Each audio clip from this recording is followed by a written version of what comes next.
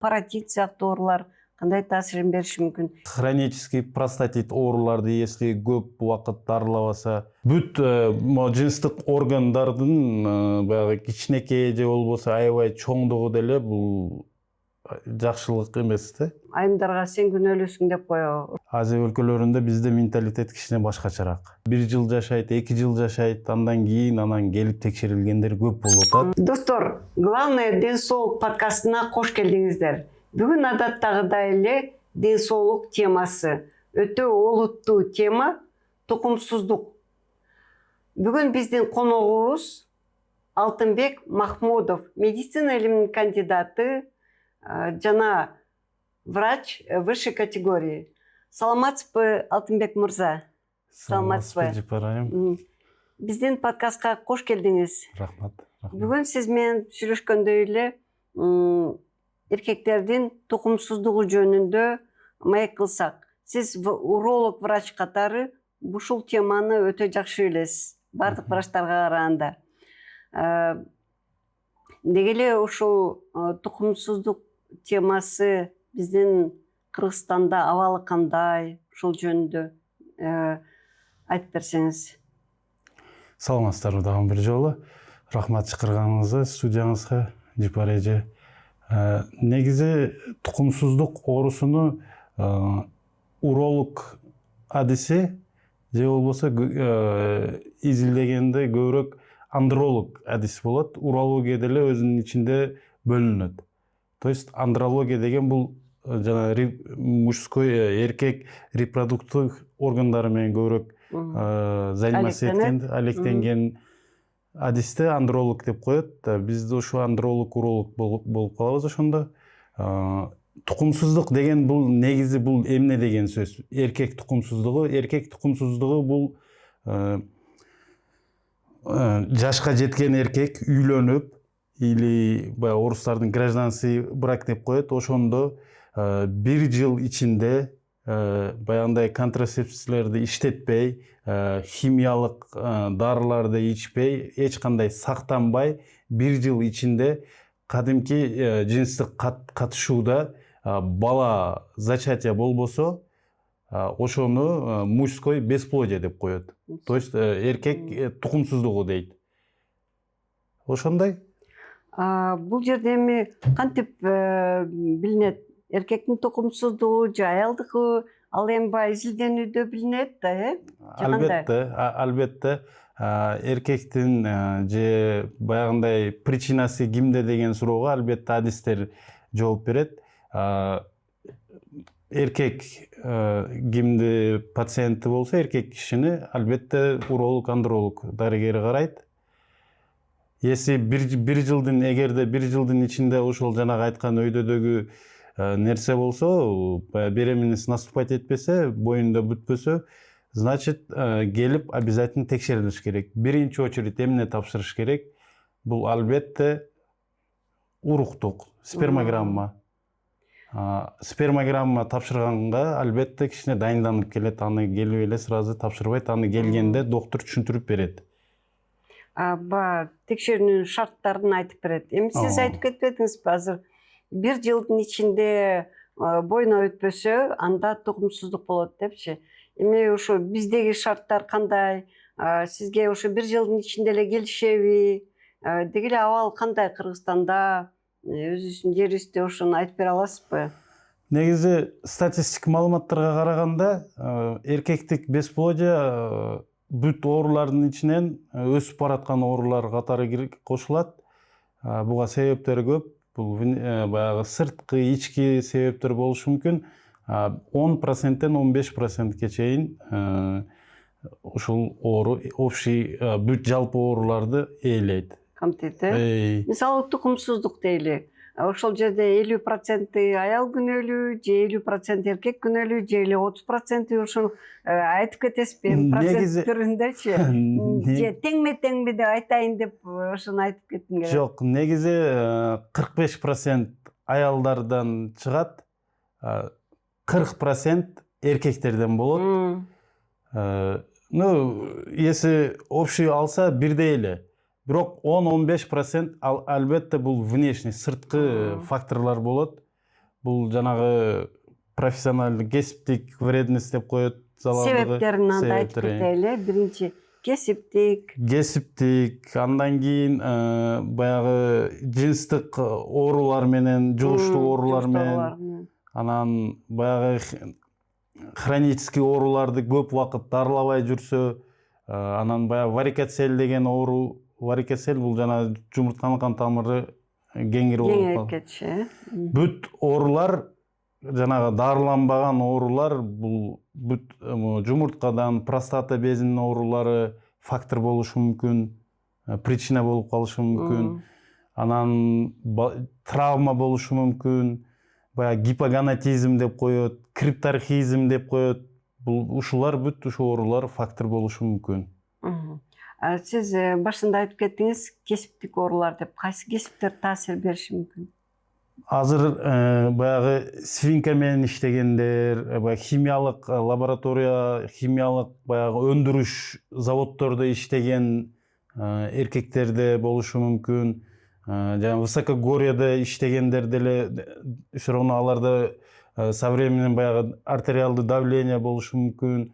Ошол внешний факторлор болот да. Анан жанагындай вредный привычкалар деп коет. Бул азыр тилекке каршы жаштарыбызда аябай мода болуп атат. Жанагы кальян, жана химиялык бүт тамеки заттары, ошол эрекелер деле фактор болуп калышы мүмкүн. Албетте булар фактор болот.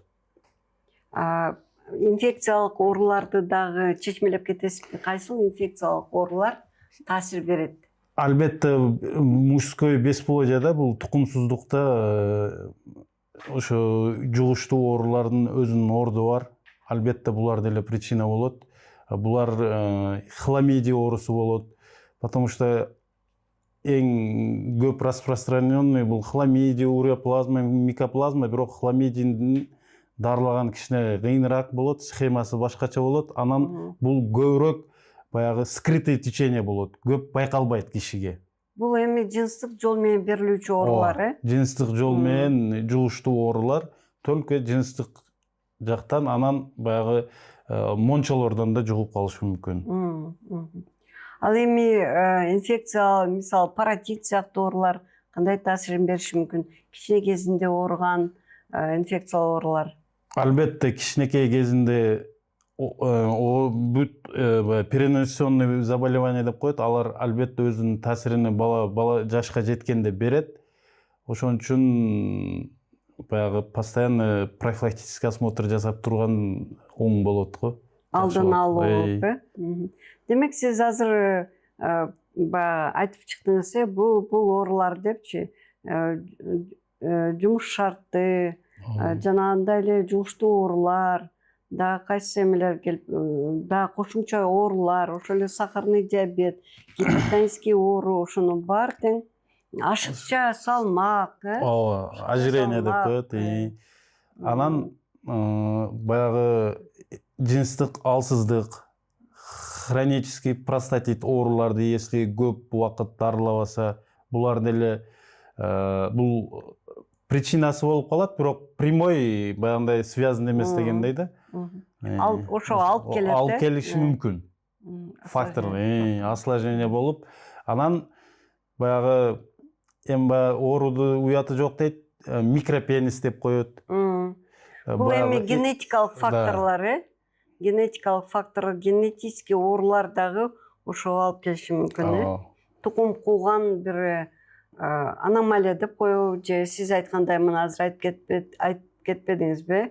Ошол ооруларды алып келиши мүмкүн. Баягы жыныстык алсыздык, ошол эле жыныстык орган жакшы развитие чоңойбогондугу, өнүкпөгөндүгү, ошол факторлор албетте бүт жыныстык органдардын баягы кичинекей же болбосо аябай чоңдугу деле бул жакшылык эмес да. Фактор болушу мүмкүн.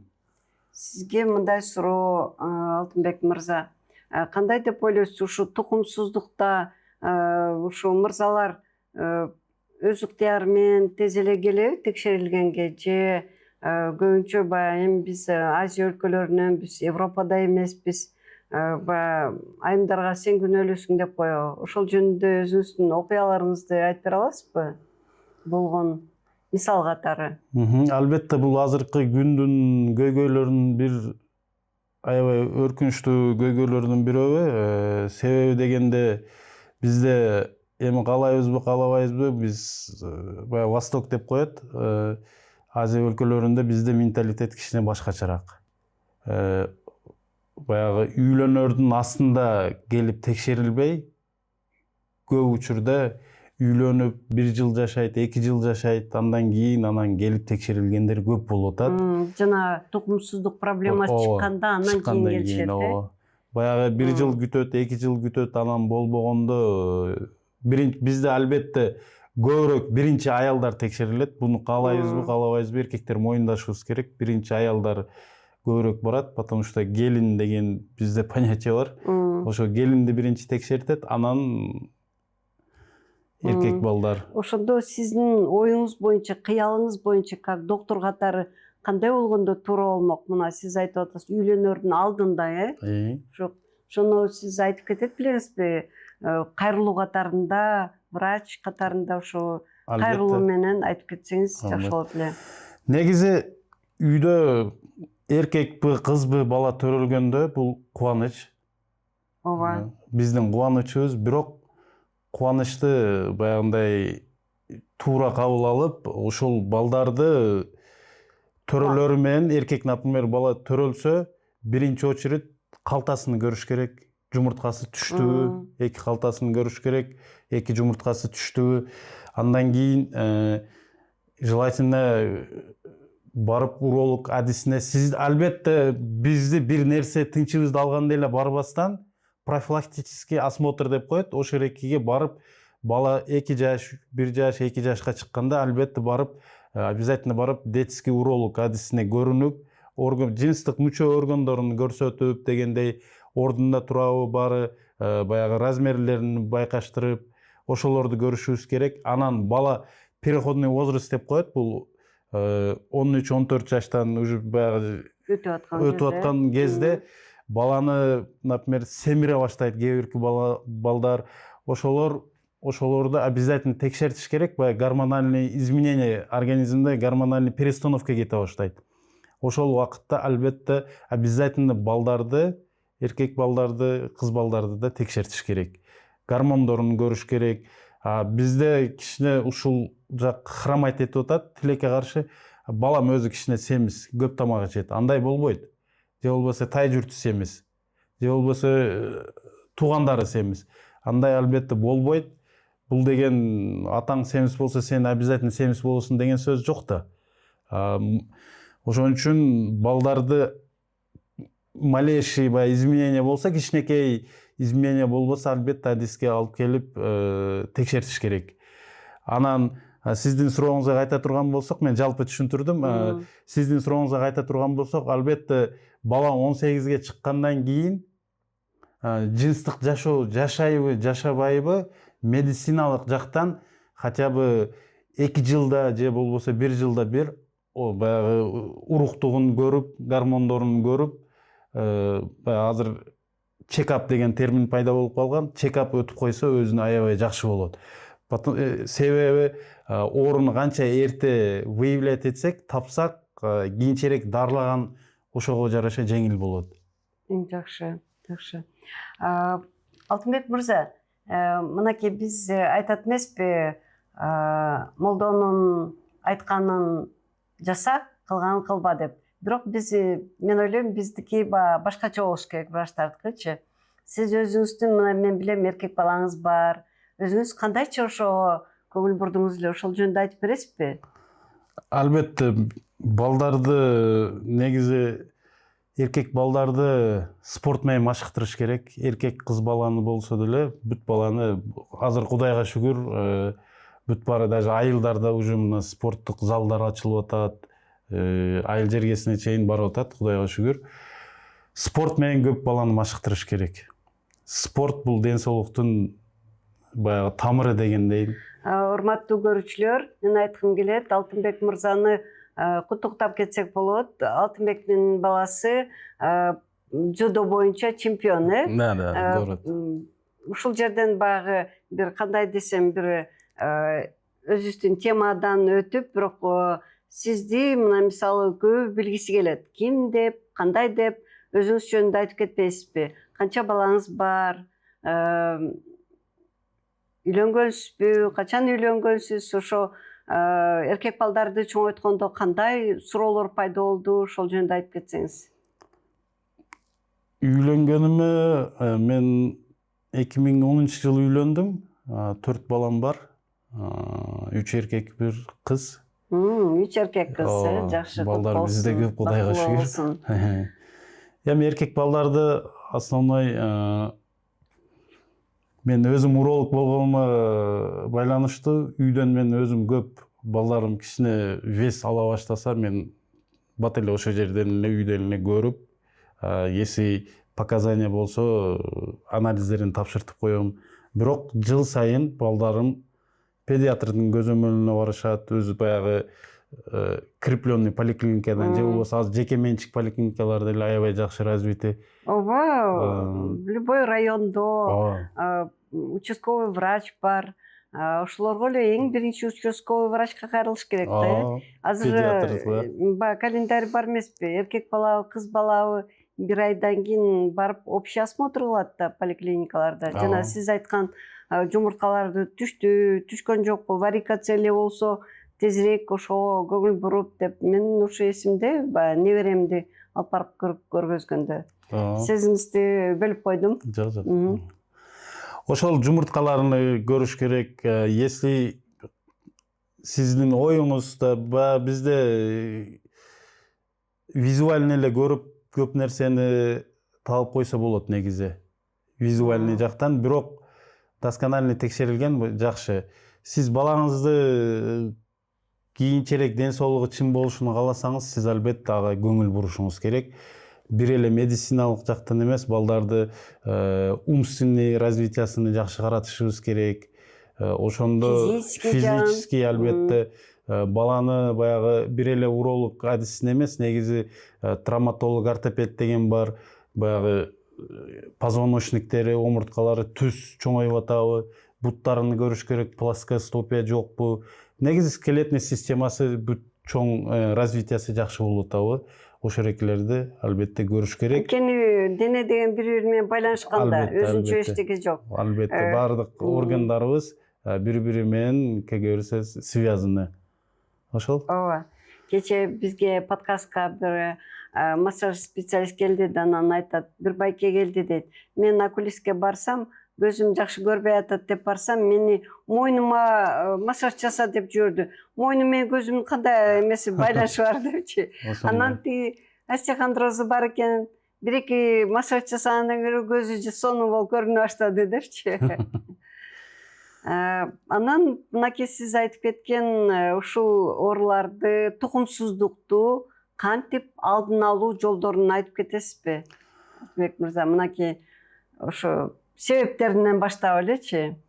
Негизи тукумсуздукту алдын алуу, мисал алсак, там семья Иванова, да, Асановдун үй бүлөсү. Жаңы үйлөнгөн адам. Жаңы үй бүлөсү. Үйлөндү балдар, анан көрүш керек. Бул бала жактан тукумунда барбы, тукумсуздук менен ооруган кишилер? Если болсо, албетте текшерилиш керек. Өзүнүн балдары төрөлгөн болсо, албетте балдарыны 18-ге чыккандан кийин текшертиш керек. 18-ге чыга электе эле, жана өйдө да айтып кеткендей, гормондорду хотя бы 2 жылда бир текшертип туруш керек. Мужской, женский, баягы пролактин, тестостерон деген гормондор бар. Ошол эрекелерди обязательно текшертиш керек. Алдын алуу деген азыр тилекке каршы миграция аябай күчөп атат. Биздикилер Европа, Америка, Орусия деген өлкөлөргө барып, биздин бойго жеткен балдар, кыздарыбыз ошол жакта көп иштешип атат, ар түрдүү жумуштарда. Ошол жактан эми каалайбызбы, каалабайбызбы, бул физиология, адамдын потребности, ал жакта деле жыныстык баягы случайный каттоолор болуп калып атат. Анан ал жактан текшерилбей, кымбат же болбосо шарты болбой текшерилбей көп бизге азыр акыркы учурда ушундай случайлар көп болуп атат. Россияда 2-3 жылдан бери жүрөм, бирок ушундай случайный баягы половой контакттар болуп калган, бирок текшерилгенге шартыбыз жок болуп келдик деп бул жактан көп жаман ооруларды выявлять этип атабыз. ооба, спид оорусу аябай көп болуп атат азыркы кезде да. Ошон үчүн кайсы жерде болсо деле жыныстык жашоо, баягы беспорядочный жыныстык жашоо жашап атасыңбы, анда будь добро, обязательно жылда 2-3 жолу текшерилип туруш керек. А если постоянно бир киши менен жыныстык жашоо жасасаң, 1 жылда 1 жолу албетте текшерилиш керек. Бул сени тынчыңды, сиздерди тынчыңарды алабы, албайбы, келип адистен консультация алып, айтылган анализдерин 1 жолу жылда тапшырып коюш, бул мен ойлойм кыйынчылык болуш керек. Кымбат да болбойт. Өзгөчө бизде. Ошон үчүн баягы той топурдан да кичине колду бошотуп, ден соолукту караш керек. Ооба. Демек, мына жаштар үйлөнөйүн деп чыгышты. Ошонун алдында сиз сунуштайсыз, текшерилгенге. Албетте. Кайсы жугуштуу ооруларга дагы? Жугуштуу ооруларга тапшырат биринчи, анан келет УЗИ жасайт, калтасын жасайбыз, жумурткаларын жасайбыз, анан визуальный көрөбүз. Андан сырткары биз оорулар менен, пациенттер менен биз беседа жасайбыз. Баягы эмне жумуш кылат, баягы вредный привычки, профессиональный вред, бүт баарын көрүп, ошого жараша анализдер, керектүү анализдерди жазып беребиз. Ошо анализдердин жыйынтыгына карата биз кеп кеңешибизди беребиз дегендей. Жакшы. Бир өзүнчө кайрылууңуз барбы? Жаңы үйлөнөрдүн алдында балдарга, кыздарга? Албетте, албетте. Урматтуу телекөрүүчүлөр, урматтуу кыргызстандыктар, баягы ден соолук өмүрүбүздүн мүлкү дегендей, ошонун ичинде деле мен как андролог, уролог катары айтып кетер элем, бул биздин любой эркек өзү негизи бул жашоого келгенде бир артынан туяк калтырайын дейт. Ошол туяк калтыруу үчүн албетте сиздин ден соолугуңуз чын болуш керек, сиздин уруктарыңыз активный болуш керек дегендей. Ошон үчүн үйлөнөрдүн астында сиз жашка жеттиңизби? Айрыкча могу кимдер үйлөнө тургандар, например, тоюңарга айтайлы 1-2 ай калды. Албетте сиз келип уролог, андролог адисине кайрылыңыз, келинчегиңиз гинеколог адисине албетте кайрылышыңыздар керек. Кийин кеч болгондон көрө эртерээк, канча эрте келсеңиздер өзүңүздөргө, ден соолугуңуздарга кийин лечение кылган, если бир жаман оорулар чыгып калса, ошолорду дарылаганга жеңил болот деп ойлойм. Жакшы. Андан сырткары баягындай случайный половой катташтарды токтотойлу. Анан обязательно предохраняться этиш керек. Тааныбаган киши менен жыныстык катташтан желательно качыш керек. Ар бир кишинин өзүнө жараша нафиси болот, бирок ошолорду тыйсак жакшы болот го дейм. Анан спиртной, азыр жаңы чыгып аткан баягы вайп, кальян деген тамекилерди урматтуу жаштар сиздерден суранам, ошолорду аябай көзөмөлдөп, ошо болушунча ошондон алыс жүргөнгө аракет кылып спорт менен машыксаңыздар өзүңүздөргө жакшы болот. Жакшы, жакшы. Анткени үйлөнүп аткан кызбы, эркекпи, булар өзүнчө бир маанилүү этапка өтүп атат, өзүнөн тугум калтырайлы деп сиз айткандай. Демек, ошого өтө эле кандай серьезный отношение кылыш керек, жөн эле тойду өткөрүп же бирдеке кылбайчы, той кийин эмеге айланып калбаш үчүн ошо тойдун алдында туура айттыңыз сиз, ошол текшерүүдөн өткөрүлүп коюш керек. Дагы бир жолу ушуларды санап кетсеңиз жакшы болот эле. Кандай сиз келгенде кандай текшерүүлөрдөн өтөт, кандай лабораторный анализдер, кандай инструментальный обследованиядан өтөт? Негизи көп анализдер, бирок ошон үчүн биринчи анализ тапшырардын астында албетте обязательный порядке доктурдун кеп кеңешин алыш керек. Доктор көрүп, баягы на основании физический обследование керектүү анализдерди физикалык осмотрдун жыйынтыгына жараша керектүү анализдер. Бирок стандартный анализдер бул инфекцияга, баягы жыныстык жол менен жугуштуу инфекцияга обязательно бир жылда бир жолу хотя бы тапшыртыш керек. Анан уруктук спермограмманы тапшырыш керек. Анан эркек органдары жана баягы башка органдарды УЗИ ультрадобуш менен текшерип, биринчи этапка ушулар жетет. Жакшы. Эми урматтуу көрүүчүлөр, бул анализдерди же бул обследованияны бардык жерден өтсө болот, Ар бир районный центрде бар. Ультразвук азыр бүт районный центрлерде бар. Кааласаңыздар, мынакей Алтынбек мырзага келгиле. Алтынбек мырза, азыр кезде кайсыл жерде прием кыласыз?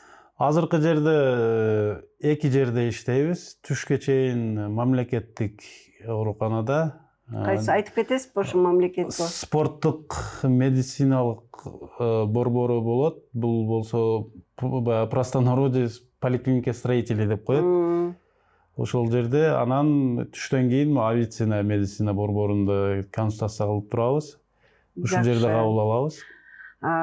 Урматтуу көрүүчүлөр, биздин подкастты көргүлө, досторуңар менен бөлүшкүлө, жакындарыңыздар менен бөлүшкүлө. Анан кийин ким көбүрөөк кызыгып, карап көргөндөрдө сөзсүз суроолор болот. Ошол суроолор көп болсо, сизге жакса, анда Алтынбек мырзадан акысыз консультация болот, бир консультация болот. Акылбек мырза, ушуга макулсузбу? Албетте. Макулсуз, эң жакшы.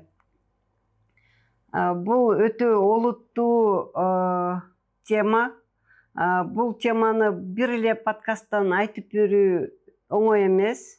Ал үчүн кимдин көйгөйү болсо, кимдин суроосу болсо, специалистке келиш керек. Эгерде мүмкүнчүлүгүңүздөр болбосо, Алтынбек мырзага келгенге азыр дагы айтып кеткендей, бардык жерде, районный центрлерде, көп жерде уролог специалисттери бар. Жок, андай мүмкүнчүлүк болбосо, мына азыр ушул подкасттын ылдый жагына Алтынбек мырзанын Instagram страничкасын же болбосо социальный барактарын жазып коебуз. Ушул подкасттын өзүнө жазыңыздар. Деги эле ушул маселе боюнча кызыктар болуңуздар. Мүмкүн дагы бир суроолоруңуз калды, Алтынбек мырза? Суроо... Өзүңүзгө ушул специалист жагабы сизге, уролог деген специалистиңиз? Албетте, Канча жылдан бери иштейсиз? Мен бул специалистке киргениме уже 15 жылга чукул болуп калды. Кандидатыңызды защита кылыптырсыз, Кандидаттык диссертацияны... Кандай темада защита кылдыңыз? Кандидаттык диссертациябыз бул заара таштар оорусу. Ошол тема боюнча защита кылганбыз. Биз баягы пандемия учурунда туш келип калып, ошол убакытта ушунча жыл мени колдоп жүргөн агайымды как раз пандемия убагында жоготуп алдым. Защитаны көрбөй калды байкуш, бирок бул жактан башка агайлар, урматтуу профессор Усупбаев агайыбыз жардамы колдоп, буюрса защита кылып, элге кызмат кылып жүрөбүз. Жакшы. Эгерде канча врачка эмеспи, кандай пациенттердин алкышын алса, ошолорго суу тийсе, ошондо анда сиздин мугалимиңиз ыраазы болот деп ойлойм. Албетте. Ушундай, эми бир сиз жанагы жогоруда айтып кеткендей, бул тукумсуздук, эркек тукумсуздугуну баягы айтсаң сөз көп дегендей, бул бир эле кичинекей неме менен айтып берген аябай кыйын, потому что бул аябай обширный тема, акыркы убакытта не то что обширный, аябай актуалдуу болуп атат. Ошон үчүн бесплодие диагнозу сиздерге установлен болсо, эч кандай сарсана болбоңуздар. Азыр Кудайга шүгүр, медицинабыз развиваться этип атат. Биз деле Бишкекте эле отурбай, зарубеж чыгып, өзүбүздүн билимибизди жаңылап баягы стажировка кылып жаңы методдорду алып келип атабыз. Ошон үчүн бесплодие это не приговор дегендей, азыр жаңы эко деген, тезе деген жаңы методдор чыгып атат. Ошон үчүн эч сарсана болбой кайрылсаңыздар болот. Ушуну жакшы айттыңыз. Анткени кандай гана трагедиялар болот үй бүлөдө. Сен төрөлгөн жоксуң, сеники тукумсуздук, меники тукумсуздук деп үй бүлөлөр ажырашып, ушунун айынан аябай көп проблемалар болот эмеспи? Анан мен дагы ушу биздин көрүүчүлөргө айтып кетким келет да. Кээ бирде бир тукумсуз болгон үй бүлөгө кээ бирде 3 жыл, 5 жыл болобу, туугандар тарабынан, тааныштар тарабынан азыркы жаңы сөз боюнча абьюз деп коебу. Сен эмнеге төрөбөй жүрөсүң, качан төрөйсүң, мына баары төрөдү деген сөздөрдү акырындап, абайлап ушуну айтканга сунуштайт элем да, ушуну кеңеш берет элем. Албетте, бул сиз аябай туура маселени көтөрдүңүз. Азыр бизде менталитетибиз, жогоруда айткандай менталитетибиз могу Европа же башка жактыкынан кичине каалайбызбы, каалабайбызбы айырмаланат. Бизде бала үйлөндүбү 1 жыл, 2 жылдан кийин уже бала күтүп калабыз.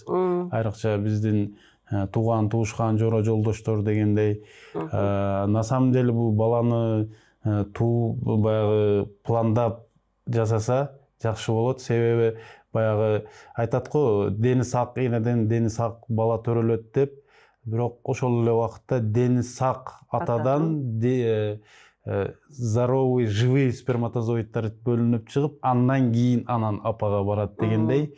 Ошон үчүн мындай кишилер менен, булар бесплодие менен ооруган кишилер, булар аябай психологический чуть-чуть подавленный кишилер болот. Ошон үчүн алар менен бул темада сүйлөшүп атканда аябай ылдаттык менен баягы абайлап сүйлөш керек. Кечке эле баягы бетине салган болбойт, бетине сүйлөп. Может быть, этот человек еще не планирует. Ооба. Ошон үчүн биз кичине ушул жакта көз карашыбызды өзгөртсөк жакшы болот. Мен дагы ушу сизге кошумча айткым келет. Өзгөчө жаңа спермограмма анализине тапшырарда эмнегедир көбүнчө айымдар эме болот да, биринчи жүр деп ээрчитип келет эркектердичи. Алар болсо уялып келишет. Эми ошону азыркы жаштар аң сезими өзгөрдү, башка убакытта жашайбыз. Ошону эч кандай уят деген деги эле бир ден соолукта эч кандай бир уят деген суроолор болбош керек, ошого өзү келип, эч кандай проблемасыз келгенге ошону чакырат элем мен. Ошо орunu уяты жок болот. Орunu баягы жашырсаң температура ачат, деги өлүм ашкер кылат дейт го. Өлүмгө ашкер кылат дейт. Ошон үчүн орunu уяты жок жигиттер. Айрыкча эми азыр менин контентим жигиттер болгон үчүн. Ооба. Жигиттер эч уялбай келип кеңеш алып, спермограмма анализиңерди, гормонуңарды, өзүңө деги эле мужской фонуңарды текшерип жүрсөңөр, эртең үйлөнсөңүздөр, андан кийинки балдарыңызга баягы суроолор болбойт дегендей. Ошол. Жакшы. Алтынбек мырза, сизге рахмат. Бүгүн биздин студияга келип, ушундай кеңештер бергениңизге чоң ыраазычылык билдиребиз. Рахмат сизге да, Жипар эже. Сиз ушул жака конокко чакырып, биз маектешкениңизге. Ойлойм, маегибиз көрүүчүлөрүбүзгө жагат. Суроолору болсо биз жооп бергенге ар дайым даярбыз. Рахмат сизге, чоң рахмат.